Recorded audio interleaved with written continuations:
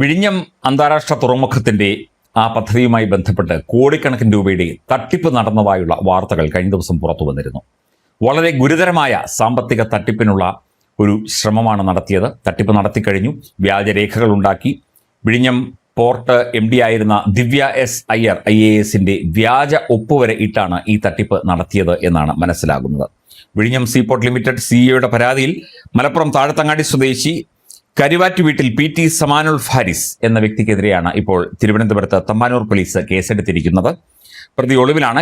വിഴിഞ്ഞത്തിന്റെ പേരിൽ ആരെങ്കിലും പണം നൽകിയിട്ടുണ്ടെങ്കിൽ ഉടൻ തമ്പാനൂർ പോലീസ് സ്റ്റേഷനുമായി ബന്ധപ്പെടണം എന്ന് പോലീസ് അറിയിക്കുന്നുണ്ട്. തുറമുഖത്തിന് അനുബന്ധമായി 300 കോടി രൂപയുടെ കണ്ടെയ്നർ ട്രാൻസ്ഷിപ്മെന്റ് പദ്ധതിക്ക് ടെൻഡർ ലഭിച്ചുവെന്നും സർക്കാർ നേരിട്ട് നടത്തുന്ന പദ്ധതിയാണെന്നും വിശ്വസിപ്പിച്ച് നിക്ഷേപകരിൽ നിന്ന് ഇയാൾ പണം തട്ടുകയായിരുന്നു.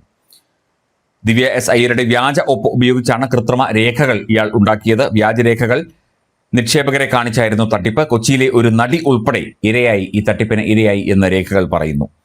വ്യാജരേഖകൾ പോലീസിന് ലഭിച്ചിട്ടുണ്ട്. ജൂൺ 5-നാണ് തമ്പാനൂർ പോലീസ് സ്റ്റേഷനിൽ പരാതി ലഭിക്കുന്നത്. പ്രതിയെ അറസ്റ്റ് ചെയ്താലേ തട്ടിപ്പിന്റെ വിശദാംശങ്ങളും എത്ര പേർ ഇതിന് ഇരകളായി എന്നും അറിയാനാകൂ. വലിയൊരു സംഘത്തിന് പങ്കുണ്ട് എന്ന് സംശയിക്കുന്നു. വ്യാജരേഖകൾ ചമയ്ക്കാൻ സഹായം നൽകിയവരെയും ഈ ഒരു കേസുമായി ബന്ധപ്പെട്ട് കണ്ടെത്തേണ്ടതുണ്ട്. വികസന പദ്ധതികളുടെ പേരിൽ ഇത്തരത്തിൽ ഉള്ള തട്ടിപ്പുകൾ നടക്കാൻ സാധ്യതയുള്ളതിനാൽ പൊതുജനങ്ങൾ ജാഗ്രത പാലിക്കണം എന്ന് പോലീസ് മുന്നറിയിപ്പ് നൽകുന്നുണ്ട്.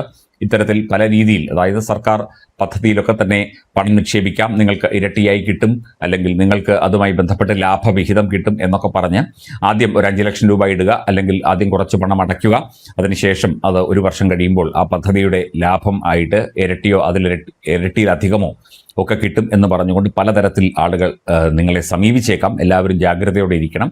അതത് കമ്പനികളുമായി, കമ്പനിയുടെ ഓഫീസുമായി ബന്ധപ്പെട്ട് അതിൻ്റെ ഉത്തരവാദിത്തപ്പെട്ട ഉദ്യോഗസ്ഥരുമായി ബന്ധപ്പെട്ട് മാത്രമേ അത് ക്ലാരിഫൈ ചെയ്ത് അത് പണം നൽകാവൂ.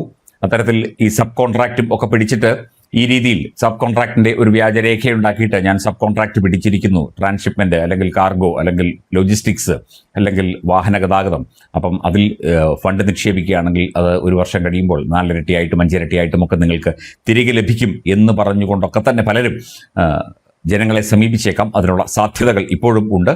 എന്തെങ്കിലും ഉണ്ടെങ്കിൽ തന്നെ, സംശയമുണ്ടെങ്കിൽ തന്നെ തൊട്ടടുത്ത പോലീസ് സ്റ്റേഷനിലോ അല്ലെങ്കിൽ ക്രൈം കൈകാര്യം ചെയ്യുന്ന ഏതെങ്കിലും ഓഫീസിലോ, ജില്ലാ SP ഓഫീസിലോ അങ്ങനെയുള്ള ഓഫീസുകളുമായി ബന്ധപ്പെട്ടോ അതത് സ്ഥാപനങ്ങളുമായി ബന്ധപ്പെട്ടോ പരിശോധനകളും ക്രോസ് ചെക്കിങ്ങും നടത്തിയ ശേഷം മാത്രമേ അതേക്കുറിച്ച് തീരുമാനമെടുക്കാവൂ എന്നുകൂടിയാണ് ഇപ്പോൾ പോലീസ് മുന്നറിയിപ്പ് നൽകുന്നത്.